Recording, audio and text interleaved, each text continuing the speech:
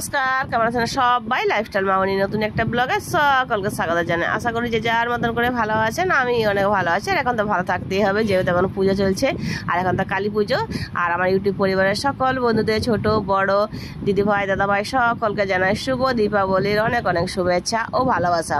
আর যেহেতু কালী পুজো, তো কালী পুজোর সন্ধ্যেবেলা থেকে আজকের ব্লগটা শুরু করে দিয়েছি। আর আজকের খুবই ছোট্ট একটা ব্লগ আমার সঙ্গে শেয়ার করছি, আশা করি খুবই ভালো লাগবে।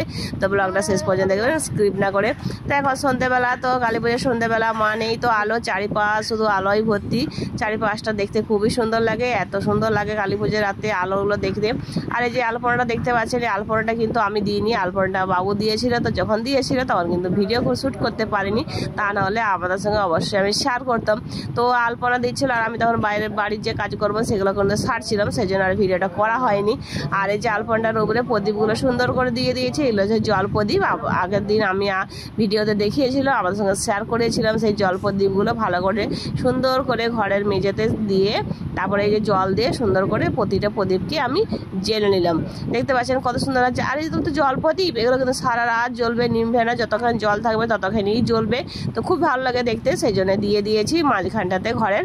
আর এখন এই যে ঠাকুরকে ধূপ দিয়ে দিয়েছি, সন্ধ্যে দেখিয়ে দিয়েছি। আর যেহেতু কালী পুজোর রাতে প্রদীপ জ্বালতে হয়, সেই জন্য এই যে দেখতে পাচ্ছেন অনেকগুলো প্রদীপ নিয়ে, অনেকগুলো বলতে গেলে 13টা প্রদীপ নিয়ে নিয়েছি, ঘিয়ের প্রদীপ, সবগুলোই ঘি দিয়ে সুন্দর করে জ্বালিয়ে নিয়েছি। কালী পূজা মানেই তো মোমবাতি প্রদীপ জ্বালানো আমাদের সকলের বাড়িতে একটা উৎসবের মতন পালন করা হয়। আর আজকের দিনে প্রদীপ জ্বালানো তো খুবই ভালো, একটা কালী পুজোও বলে, আবার অনেকে ভূত চতুর্দশীও আজকে বলে। তো এই যে ঘিয়ের প্রদীপ দেওয়া সংসারের মঙ্গল কামনার জন্য খুবই ভালো। তো যে যেটা পারে দেয়, তো আমার তো বেশি জায়গা নেই, তো যেমন জায়গা সেরকম মতনই আমি আর যে 13টা ঘিয়ের প্রদীপ এই যে দুয়ারের সামনেই সুন্দর করে সাজিয়ে দিয়ে দিয়েছি। আর ভালো লাগছে, বেশ সুন্দর দেখতে। তো কালী পুজোর দিনে কি হয়, ঘর বাড়িকে যতটা সাজানো যায় ততটাই সকলে চেষ্টা করে। তো আমিও আমার মতন করে সুন্দর করে কালী পুজোর রাতে এই যে আমার ঘরটাকে সুন্দর করে মোমবাতি দিয়ে, প্রদীপ দিয়ে, টুনি লাইট দিয়ে যতটা পেরেছি সাজিয়ে তোলার চেষ্টা করেছি। দেখতেই তো পাচ্ছেন আপনারা, অনেকের ব্লগে দেখেছি খুব সুন্দর করে সাজানো হয়। আসলে আমার তো সেরকম আর জায়গা নেই, সেই জন্য যতটা জায়গা আছে সেই অনুযায়ী সাজিয়ে নেওয়ার চেষ্টা করছি। তো কীরকম হয়েছে আপনারা কমেন্টে অবশ্যই আমাকে জানাবেন। তো আপনাদের কমেন্টের যখন আপনারা কমেন্ট করে জানান যে এটা হয়েছে, ওটা হয়েছে, এটা ভালো লেগেছে, তখন তো খুবই ভালো লাগে। তো সেই মতন করে আপনাদেরকে জিজ্ঞাসা করলাম তো কীরকম হয়েছে। এই যে ঘরটাকে আমি সাজিয়েছি, দেখতেই পাচ্ছেন। তো কীরকম হয়েছে কমেন্টে আমাকে অবশ্যই জানান। আর চারিপাশটাকে আমি মোমবাতি দিয়ে সাজিয়ে তোলার চেষ্টা করেছি। তো একটা করে মোমবাতি আমি বাবু দুজন মিলে সাজাচ্ছিলাম, বেশ ভালো লাগে কালী পুজোর দিনে এই যে মোমবাতি জ্বালতে, প্রদীপ জ্বালতে খুবই ভালো লাগে। ছোটোবেলা থেকে এই জিনিসগুলো করে আসছি, তো প্রতি বছরই এরকমভাবে সুন্দর করে চারিপাশটাকে সাজিয়ে নেওয়ার চেষ্টা করি।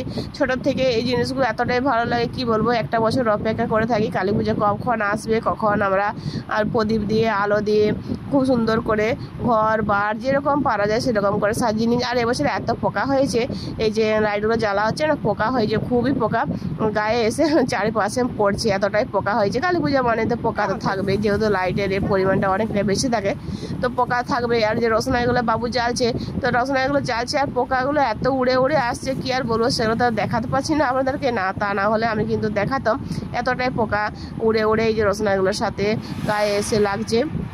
আর যে বাবুর জন্য কেনা আনা হয়েছিল, অনেকগুলো আনা হয়েছিল এই যে তুবড়ি, তো এক একটা করে তুবড়ি ওই যে ফাটাচ্ছে, বেশ ভালো লাগে দেখতে। ছোটোবেলার থেকে আমরাও করে এসেছি এরকম। তো এখন ছোটো ছিল, ওকেও এনে দিয়েছি, ও এখন এই তুবড়িগুলো এক একটা করে জ্বালছে। তো সেইটাই আমি একটুকুনো আপনাদের সঙ্গে শেয়ার করে দিলাম। আর অনেক বোমও আনা হয়েছে, তো সেগুলো ফাটাচ্ছিল, সকাল থেকেই বোম ফাটাচ্ছে, আর এখন তো সন্ধ্যেবেলা, এখন তো ফাটাবেই। তো এই যে দেখতে পাচ্ছেন চারিপাশটাকে আমি সুন্দর করে আর কি সাজিয়েছি আমার মতন করে, মানে যতটা পেরেছি। আপনাদের কেমন লাগছে কমেন্টে আমাকে অবশ্যই জানাবেন। তো আমি এই যে ভিডিও করে আপনাদের সঙ্গে শেয়ার করছিলাম। তো বাবু এই যে রসনাইগুলো যেগুলো আনা হয়েছিল, ঝিঝিরি আর কি তারাবাতি বলে, তো এগুলো জাল ছিল। তো ছোটোবেলাতে আমরা এরকম অনেক করেছি, তো এখন তো আর করা হয় না। তো আমি যখন ভিডিওটা করছিলাম তখন ওর বাবা বলছে তুমিও যাও জ্বালাও, আমি একটু ভিডিও শ্যুট করে দিচ্ছি। তো ওই যে আমি বাবু দুজন মিলে আর কি এই যে রসনাইগুলো আনা হয়েছিল সেগুলো একটা একটা করে জ্বালাচ্ছিল, ভালো লাগছিল, বেশ সুন্দর, ভালোই লাগে আজকের দিনে এগুলো করতে, খুবই ভালো লাগে। একটা বছরের অপেক্ষা, আবার পরের বছরের জন্য অপেক্ষা করতে হবে। তো সকলে মিলে এই যে করছি, সকলে বলতে আমি, বাবু আর বাবুর বাবা, আপনারা তো জানেন আমরা তিনজনই থাকি, তো তিনজন মিলে আর কি একসাথে সমস্ত জিনিসগুলো আর কি করছিলাম। তো ক্যামেরার সামনে আসে না, ও ভিডিও করছিল বলে আমরা দুজন মিলে এই যে করছিলাম। তো আমাদেরকে ভিডিও শ্যুট করে দিচ্ছিল, তোমরা করো আমি তোমাদেরকে ভিডিও করে দিচ্ছি। তো আমরা করছিলাম আর ও ভিডিও করছিল। তো এই যে দেখতে পাচ্ছেন এখন তারাবাতিগুলো যেগুলো নিয়ে আসা হয়েছিল, তো আমি আর বাবু দুজন মিলে সুন্দর করে হই হই করে করছিলাম। আর এই যে তারাবাতি থেকে যে আগুনটা ছিটকে নিচে পড়ছে, তো এইটা আগুনটা পায়ে লেগে গেলে না পায়ে ফসকা হয়ে যায়। সেই জন্য বাবুকে বলছিলাম তুমি যে এরকম করছো তো আস্তে করো, সাবধানে করো, তা না হলে পায়ে ফসকা লেগে যাবে। এই আগুনটা খুবই ফসকা হয়ে যায় পায়ে লাগলে পরে। তো ওইকে সাবধান করে আর কি দুজনে মিলে এরকমভাবে আমরা করছিলাম। যখন ভয়েসটা দিচ্ছিলাম তখন একটা আওয়াজ হচ্ছে, আর আওয়াজটা কিন্তু ফ্যানের আওয়াজ, ফ্যান চলছিল, গরম করছিল, সেজন্য ফ্যানটা চালিয়েছিলাম, সেজন্য কিছু মনে করবে না। আর বাইরের ভয়েসটাও আমি দিতে পারিনি, কারণ বাইরের ভয়েসটা কী করে দেবো, আমাদের এখানে সামনেই কালী পুজো হচ্ছে, তো মাইক বাজছে, সেজন্য বাইরের ভয়েসটাও আমি মিউট করে রেখেছি। আর কালী পুজোর দিন সন্ধ্যেবেলাটা কীভাবে কাটালাম সেটাও কিছুটা আপনাদের সঙ্গে শেয়ার করলাম। আশা করি আপনাদের ভালো লেগেছে। তো আপনারা কমেন্টে অবশ্যই আমাকে জানাবেন আপনাদের কেমন লেগেছে আজকের এই ব্লগটা, ছোট্ট একটা ব্লগ শেয়ার করেছি। আর আজকে যেহেতু কালী পুজো, তো সকলকে আরেকবার হ্যাপি দীপাবলি। সকলে ভালো থাকবেন আর সুস্থ থাকবেন।